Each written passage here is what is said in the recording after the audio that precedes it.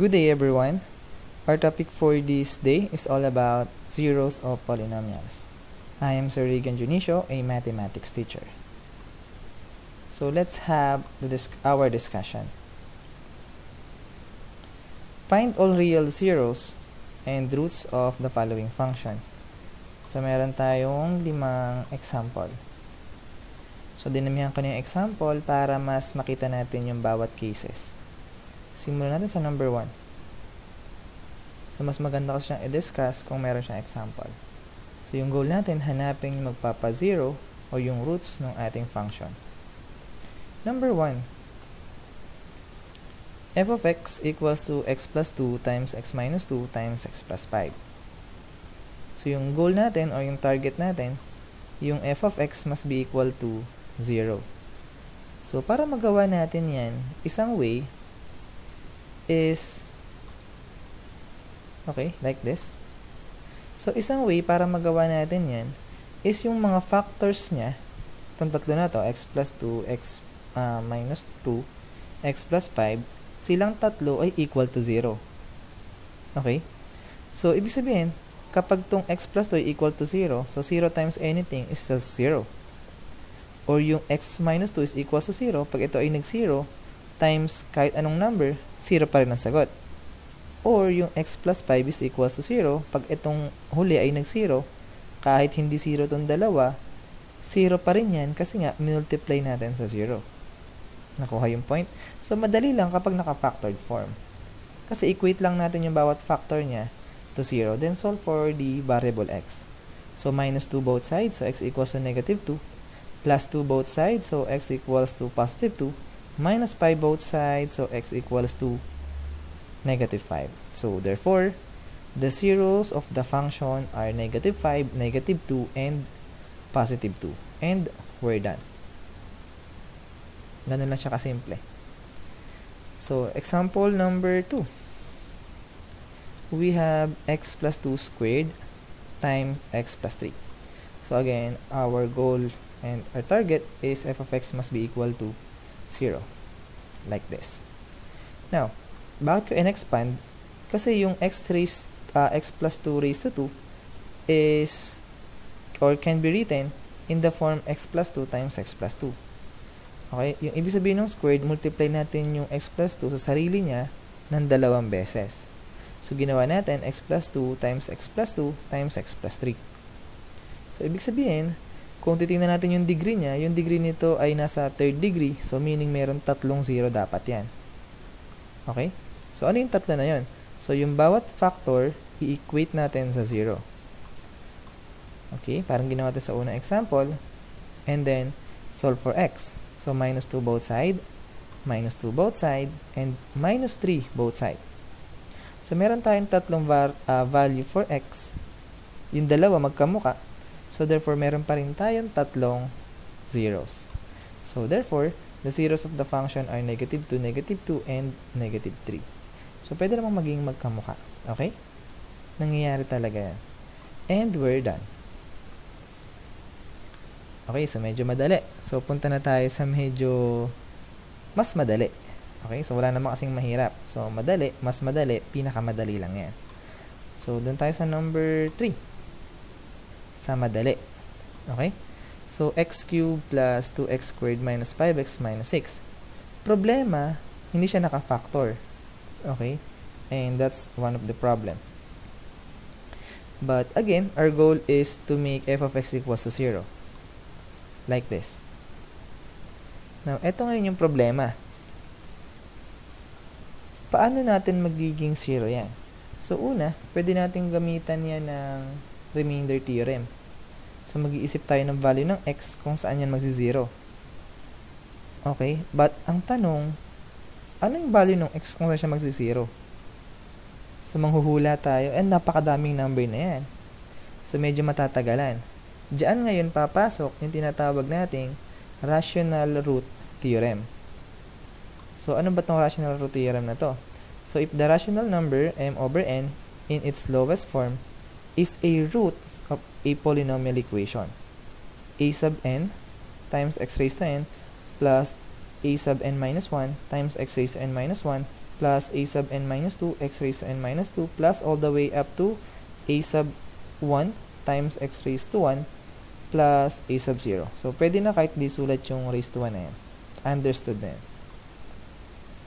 Wherein m is a factor of a sub 0, yung nasa hulihan, yung constant, and n is a factor of a sub n, o yung kasama nung may pinakamataas na exponent nung x. Okay? Okay, ano yung purpose ni rational root theorem? So, si rational root theorem, ibibigay niya sa atin yung listahan ng mga posibleng zero. So, para hindi na tayo mag-isip or manghula, ano ba yung mga dapat natin gamitin sa remainder theorem at hanapin kung saan siya magsisiro. So, simulan natin. So, si m is negative 6. Ito yung constant. Ito yung a sub 0. So, ito yung nandun sa pinakahulihan. Pag in-arrange natin siya in standard form. So, yung n natin, yung kasama ng may pinakamataas na exponent ng x. In this case, walang number dyan, pero meron yung imaginary 1. So, yung n natin is 1. Next, hanapin natin yung factors ng 6. Ano yung sabihin ng factors? Ito yung mga number na kapag dinivide mo sa 6, walang gutal. Okay? Or walang remainder. So, ito sila. So, 1, positive or negative 1. Bakit? Kasi negative 6 divided by 1, or positive 1, walang remainder. Divide mo sa negative 1, wala pa rin yung remainder. So, again, positive and negative 1 ang gagamitin natin. 2, ganun din. Positive and negative 2, positive and negative 3, and positive and negative 6. Okay? So, C1, ang factors niya lang, pag dinivide mo walang remainder, ay positive and negative 1 lang. So, therefore, yung value ng ating m over n, ibig sabihin ng m over n, i-divide natin lahat ng m dito kay n. Nakuha? So, ito ay positive and negative 1 divided by positive and negative 1. Ang sagot ay positive and negative 1. So, yung 2, divide mo sa 1, positive and negative 2. Itong 3, ganun din. Yung 6, ganun din. So, yung list of possible 0 natin must be positive and negative 1, positive and negative 2, positive and negative 3, and positive and negative 6. So, meron lang tayong 8 pamimilian. Nasa 8 na to yung 0 nung function na ginagawa natin. Okay, so simulan natin.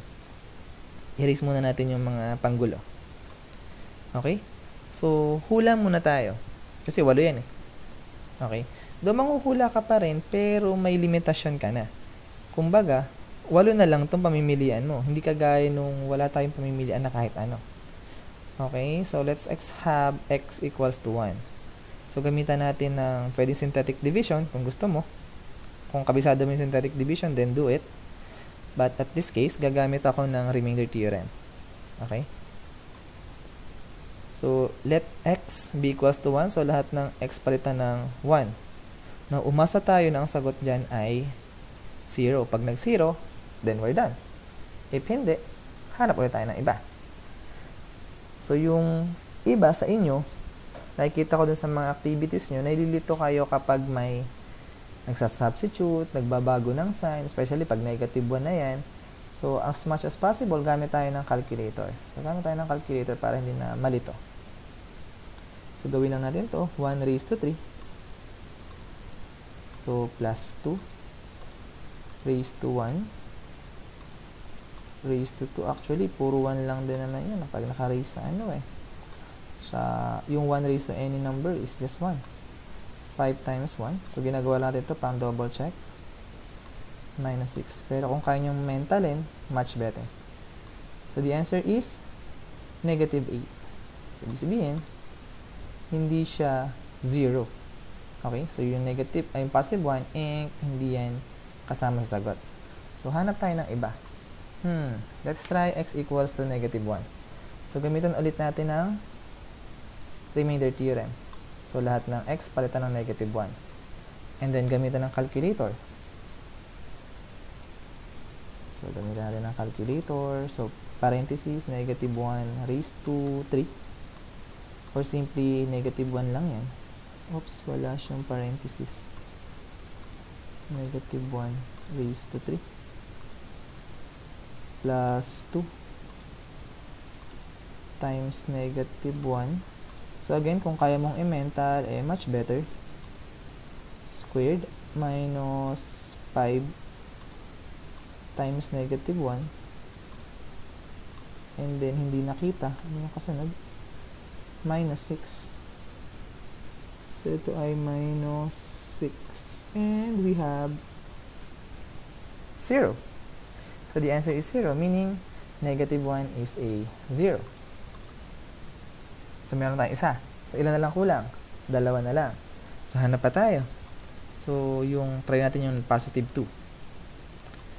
Okay, get your calculator and then i-compute natin to sa inyong calcul.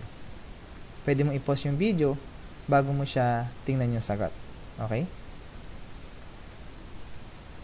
So I think nagawa mo na ito sa calculator mo, and the answer must be 0. So meaning, meron tayong dalawang 0. Isa na lang ang hinahanap natin. So try natin yung negative 3. So again, remainder theorem, lahat ng x papalitan ng negative 3. And once na pinalagin natin ito sa calculator, we get the value of 0. So meaning, meron tayong tatlong 0. Tatlo lang naman hinahanap natin kasi yung degree nito ay 3. So we have negative 1, positive 2, and negative 3. Okay, so therefore, the zeros of the function are negative 1, positive 2, and negative 3. And we're done. Now, actually, hindi lang ito yung pwede natin gawin pag nahanap na natin yung 0. So, tingnan nyo mabuti. Itong 0 na to, pwede natin siyang ibalik sa pagiging factor niya. Okay? So, yung negative 1 na to, pag nag-add 1 tayo both side, magiging x plus 1 equal to 0. At kung mapapansin, itong x plus 1 na to, ito yung factor nung polynomial. Isa siya sa mga factor. Okay? Kumbaga, ni-reverse lang natin yung proseso. Nakuha? Isang shortcut dito, change the sign mo lang yung 0 mo. Okay? Kung ito ay negative 1, magiging plus 1. Kuha? So, kung positive 2, pag nilipat natin sa kabila or nag-subtract tayo ng 2 both side, we have x minus 2.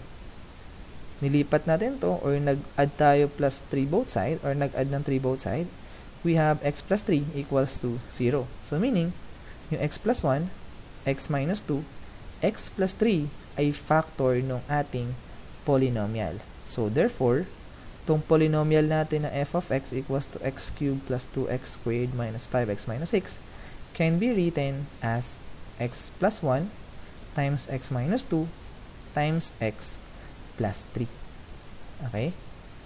So, parang yung bat lang tayo dun sa given sa number 1. Naka-factored form siya. Nakuha? So, bakit ko to isinama? So, bawal ko kasing sabihin na halos ganito yung gagawin nyo dun sa activity ninyo. So, again, hindi ko siya pwedeng sabihin kasi nga ay activity nyo yun sa day 4. So, bawal ko siyang sabihin. Okay? So, secret lang natin yan ha. So, let's move on to our next example. Number 4. Medyo mahaba. X raised to 4 plus x raised to 3 plus 30x squared plus 44x plus 24. So again, ang goal and target natin is we get the f of x equals to 0. Like this. So wag natin patagalin, hanapin na agad natin yung possible zeros or list of possible zero natin. So kailangan natin yung m. M natin yung nasa last part is 24 at yung n natin yung nasa unahan, we have positive 1. Next, hanapin natin yung factors ng 24. So, ano nga ba yung number na pag dinivide mo sa 24 ay walang remainder? So, simulan natin sa 1, 2, 3, 4, 6, 8, 12, and 24. Okay? So, paano ba? Hindi, isa-isahin mo lang. Yung 1, so 24 divided by 2, 24 divided by 3, 24 divided by 4. So, ito ay just the divisibility rule. Okay? So, ngayon, paano mo malalaman kung tama or kumpleto na yan? So, kung naka-arrange siya in order, tingnan mo yung dalawang nasa gitna. Yung 4 times 6, pag pinag-multiply mo yan, 24. Yung kasunod, 3 times 8, 24 din yan. 2 times 12, 24 din yan. And 1 times 24, 24 din yan. Now, kapag partner-partner sila, ibig sabihin, nakuha mo na lahat ng kanyang factors. Nakuha? So, ganun natin siya i-check. Next, yung n equals to 1. So, madali lang yan. Positive and negative 1.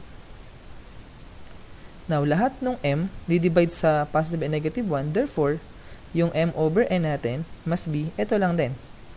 Yung positive 1 hanggang kay 24. So, meron tayong 8 positive at 8 negative. So, meron tayong 16 choices para sa 0. So, simulan na natin. Burahin natin yung mga hindi kailangan. Gamitan na natin ng remainder theorem. Okay, now, pag nanghula ka at hindi nag-0, so palit ka ng ibang hula. Okay? So, halimbawa, ginamit mo yung 6, hindi nag-0. So, hanap ka ng iba. So, sa atin, sa case na to, gamit ako ng negative 2. Next, palit ko doon, gamitan sa lahat ng x. So, ibig sabihin, gamit tayo ng remainder theorem. So, all x, papalitan ng negative 2. So, gamit tayo calculator. Pakita muna sa unang example. So, yung number 2, since ilan yan?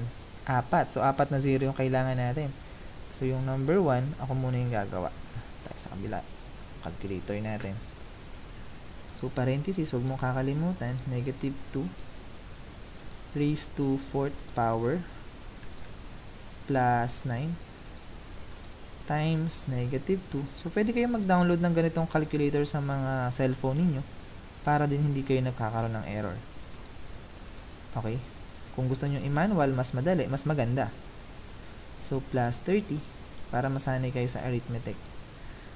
So, times negative 2 raised to 2 squared na tayo. So, plus 44 times negative 2. And the last one is plus 24. And umasa tayo na ang sagot ay tadan, 0. So, meaning this is equals to 0. So, yung negative 2 is a 0 of this function. Okay? Hanap pa tayo. Ilan pa kailangan natin? 3. So, meron tayong isa. 3 na lang. Gamitin natin yung negative 3. So, again, remainder theorem. Okay, so kindly get your calculator and type this number in your calculator. Pause this video to have more time. Okay, so siguro na i-type mo na sa calculator mo yan. And yung answer na makukuha mo dapat ay 0. Because negative 3 is a 0 of this function. Now, pag nag-try pa kayo dyan, kung ipopause mo yung video, at magta-try ka pa ng ibang number, like try mo yung 12, try mo yung negative 12, try mo yung 1, try mo yung negative 1, try mo yung positive 4, negative 4, wala na. Wala ka nang makukuhang kahit anumang 0. Yun yung problema. So, magtatanong ka ngayon, Sir, kala ko po ba 4 yan? Eh, bakit 2 lang? Wala na tayong makuha. Ito ngayon yung scenario. Baka kasi meron dyang umulit. Naalala niyo yung example number 2. Pwedeng magkadalawa yung factors niya, 'di ba? Na magkamukha. Pwede yang umulit. Ang tanong, alin dyan yung uulit? Okay? So, that's a problem na solusyonan natin sa next slide. Okay. So, again, ito yung problema. Dalawa rin nakita natin base dun sa list of possible 0 natin, and then wala na tayong makitang iba. Kasi nga, baka umuulit. So, dito ngayon papasok yung tinatawag nating synthetic division. Kaya hindi ko siya ginamit. Remainder theorem yung ginamit ko. So, ngayon, gamitin natin yung synthetic division. Sir, sabihin nyo sa akin, Sir, medyo mahaba. Yes, medyo mahaba sa umpisa, pero mababawasan yan. So, pakita natin. Ang gagamitin ko, ito pa rin una. Bakit yung nakuha na natin, Sir? Para mabawasan yung ating numbers. Ipapakita ko yon ngayon. Papakita ko kung paano siya nababawasan paunti-unti. Okay? So, paano ba gamitin yung synthetic division? Gamitin ko yung nakuha na natin, na alam na natin na 0 siya nitong function na to. So, expected na yung remainder niyan must be 0. Okay? So, gamitin natin itong negative 2. Sulat lahat ng mga numbers, kung natatandaan nyo pa. Lahat ng numerical coefficient nung function or nung equation natin. So, lahat ng number na kasama ng variable x. Let's have 1, 9, 30, 44, and 24. Now, gamitin natin synthetic division. Again, expected na yung last entry must be 0. Bakit? Kasi, itong remainder theorem, nahanap niya yung remainder. So, ito yung remainder yung last entry. So, dapat ito ay 0 din. Check natin. So, being down 1, multiply negative 2, add natin ay 7, multiply negative 14, add natin ay 16, multiply negative 32, add natin ay 12, multiply negative 24, and there you go. This is 0. So, as expected. Now, ang gagawin natin ay hindi ordinaryong synthetic division. So, ang gagawin natin ay continuous synthetic division. Continuous means magkakasunod. Okay, so nakuha natin yung isang 0. So, gamitin yung pangalawa. Sa ating gagawin yun, dito sa natira. Okay, kasi tinawag na continuous. So, pabawas siya ng pabawas. So, alam natin na yung negative 3 ay 0 din.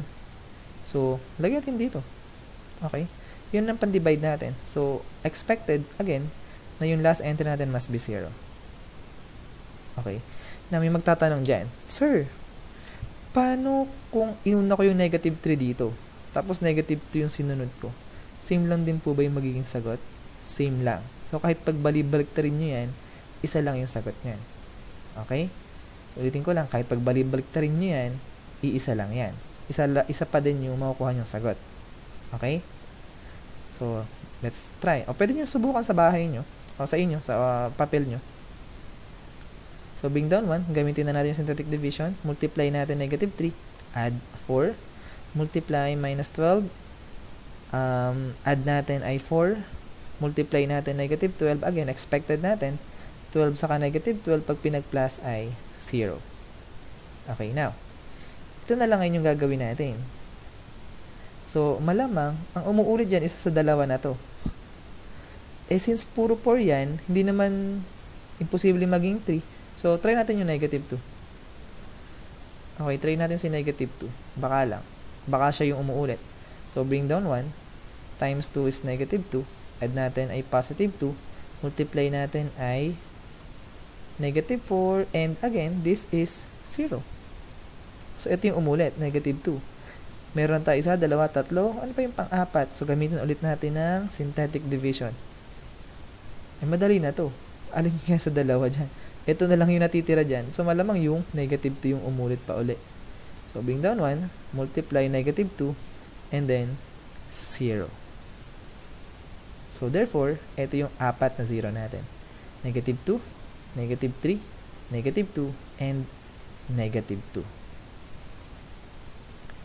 And ito yung mga factors natin. X plus 2. So, change the sign lang, kagaya nung ating shortcut. So, kasi ito ay x equals to negative 2. So, lipat sa kabila, or plus 2 both side. So, magiging x plus 2. X plus 2 to, x plus 3, x plus 2, x plus 2. So, ito yan. Ngayon, meron tayong tatlong x plus 2. Okay?